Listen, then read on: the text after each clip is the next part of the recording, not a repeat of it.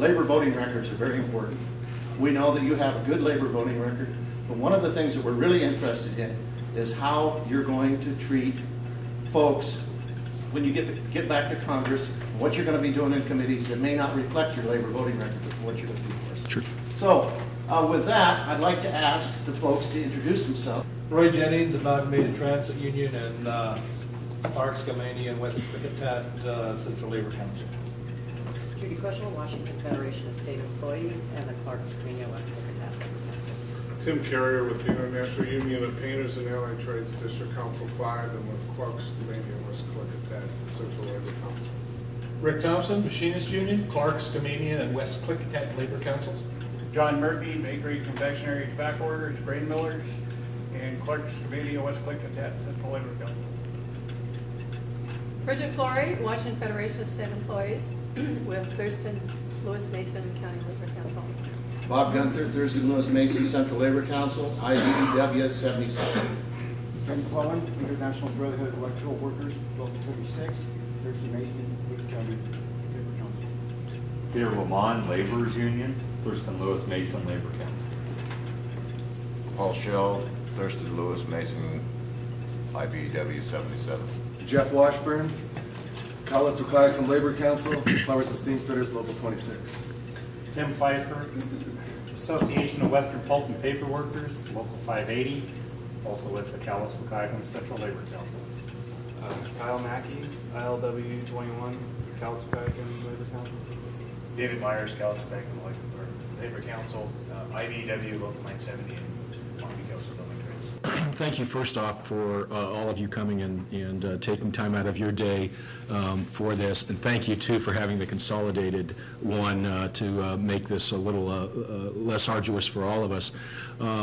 I appreciate it very much.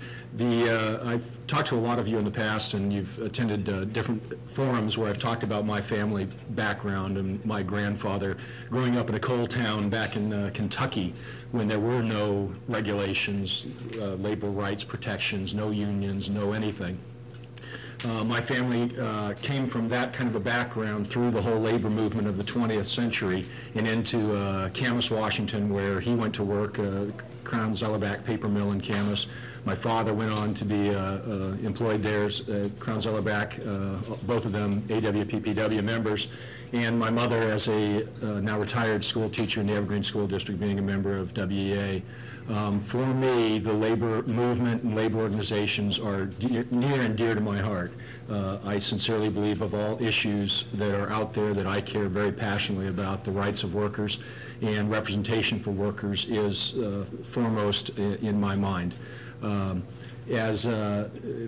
way of my background, I served for 6 years as a Clark County Commissioner. During those 6 years, I was very pleased to be a prime architect, not literally architect, but policy architect, on a number of issues that enabled a lot of construction to go forward in our communities, not only on roads, but also on some public buildings like the Public Service Center building, the Event Center in Clark County, the Community Health Center building, the amphitheater in Clark County, the Downtown Convention Center, a host of other buildings in downtown. Those are things that put people to work. As I see a role of government in job creation, that is the thing that we can do best, is to invest in that infrastructure and create those construction jobs that from then can go out and spread money out in our economies and have money percolate throughout all levels of the economy. Continued that work now in the past 6 years as a state senator in championing those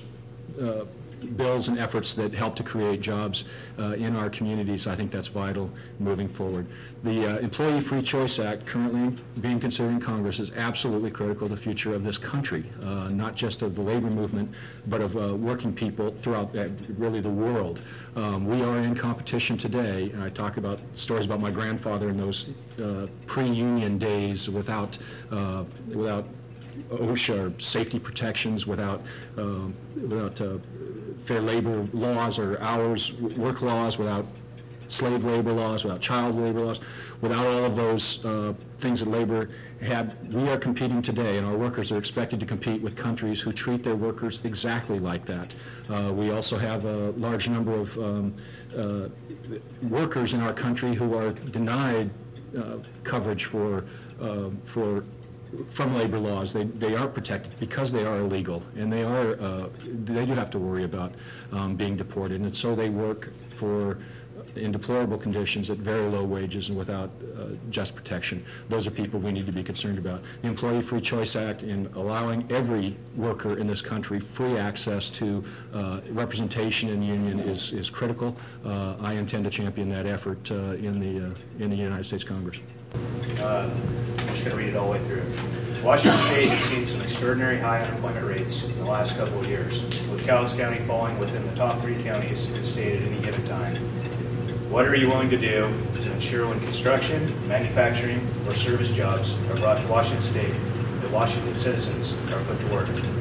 Additionally, recently, out-of-country construction workers were brought into Washington State under H-1 visas and performed work on publicly leased property. Please give me your position on H-1 visas and their appropriateness with unemployment at 14% in counties that they were used. The best thing the government can do to spur job growth in our communities is to invest in infrastructure and put people to work directly in those efforts. As you hear people talk, particularly politicians talk, they talk a great deal about job training and tax incentives and those sorts of things, and those are appropriate and necessary tools as well, but nothing puts people to work like investment in public infrastructure does. So that would be a huge portion of my efforts would be to promote that. As we move forward and do that, in doing the job training, I think there's a lot of things with job trainings that we can do. Apprenticeship has been a huge portion of the work that I've done in the Washington State Senate. I think we need to continue to promote that. I think incentives in specific targeted industries, particularly new industries that are up and coming, like green power, are good, appropriate uses of incentives, but we still need to invest in the infrastructure.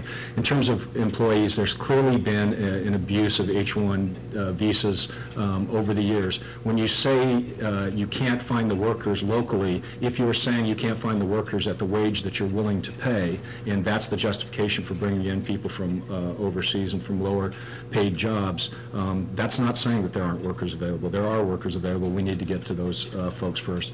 We need to be careful about Buy America provisions or Buy Washington provisions. We need to make sure that we do have fair competition, but in doing that fair competition, we need to ensure that that workers at all levels are protected. And so I guess I would hesitate to say Buy America only, but I think we need to recognize the fact that some of these people are not playing from the same playing field.